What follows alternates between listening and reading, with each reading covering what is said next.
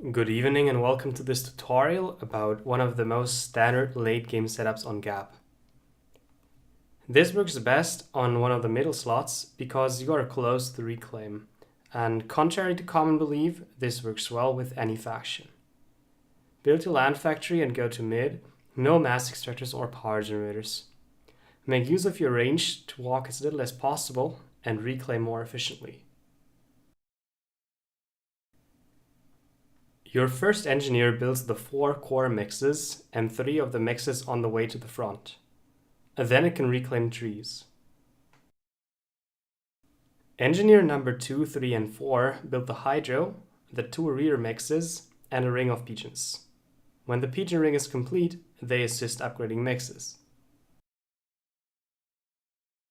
Engineer number 5 builds the 2 remaining front mixes and reclaims trees. The next couple of engineers build 3 mass storages around the mix that is closest to your land factory. The mass storages help you keep most of the middle mass and use it to eco up. At first, you upgrade the T1 mix inside the storages and assist it with nearby engineers. Then you upgrade, assist, and ring more mixes. Over time, you will have 2 or 3 engineer groups assisting and ringing mixes until all are T2 and ringed eventually. At around minute 6, you can make an air factory inside your pigeon ring. Use it to get additional engineers and an occasional air scout.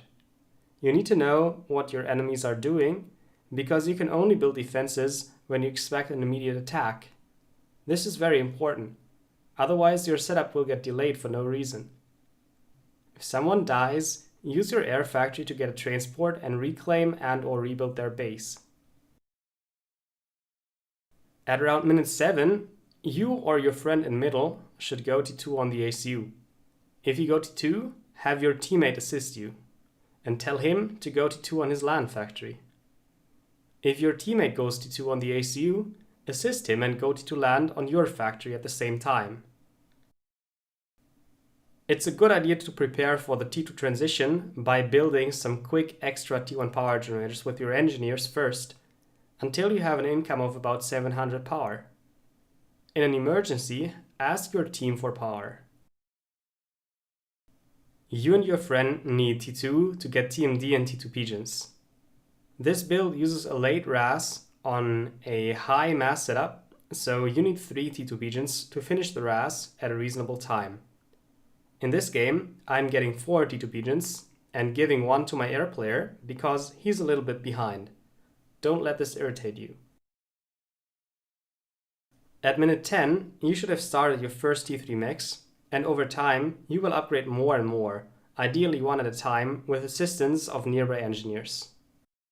Depending on your build power situation, you can go for RAS first, and then T3 on your ACU, or T3 first, build a T3 pigeon, and then upgrade RAS after that.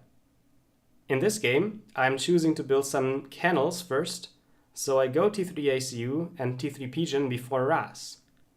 If you don't scale up your build power early, like I did, go RAS, and if your faction has a RAS, add that as well. Reclaim your T1 and T2 power and get another T3 pigeon. The T3 pigeon is more mass efficient than the others, so you get some extra mass if you recycle your lower tech.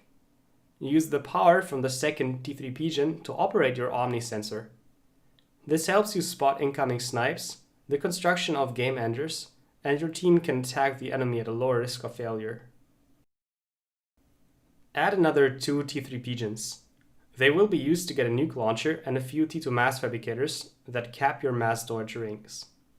It is important that you don't stall mass or power when you are building the nuclear missile, or it will get slowed down very much.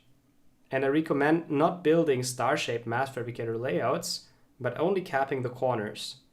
This is easier to shield because it takes up less space and it is less explosive. Add more T3 pigeons ring with T2 mass fabricators, and RAS upgraded support ACUs from a gateway until you have a mass income of at least 480 and a power income of at least 30,000 or so. 480 mass per second is a good number because it lets you get 1 T3 stationary Arty every 2.5 minutes. This is quite a clock for your enemy.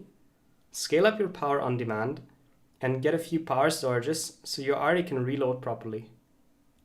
It is recommended that you ring your T3 stationary Arty with T1 pigeons and a mix of T2 and T3 shields.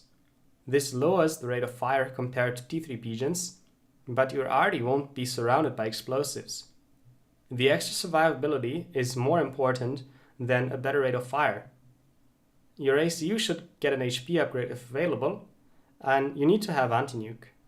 There is no exact rule for the timing, it depends on the stability of the battlefield and what your scouts find. I am not perfectly following my own advice in this game.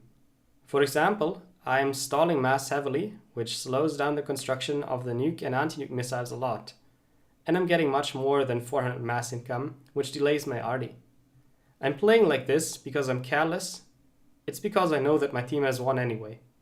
But don't copy this behavior. Your Arty should target anti-nukes and T3 pigeons in this order, unless the pigeons are significantly easier to kill. When you have 3 or more Artys, target enemy ACUs. Lastly, I need to point out that it is generally a bad idea to enter a game with a strategy like this, which takes more than 25 minutes to execute. You're giving away the initiative to the enemy team, and you're likely to lose if you make a mistake. At the same time, I know it is a lot of fun to play like this, and I know that playing Gap is probably a bad idea in the first place. So let me know if you have any questions. Good luck, have fun, and see you in game.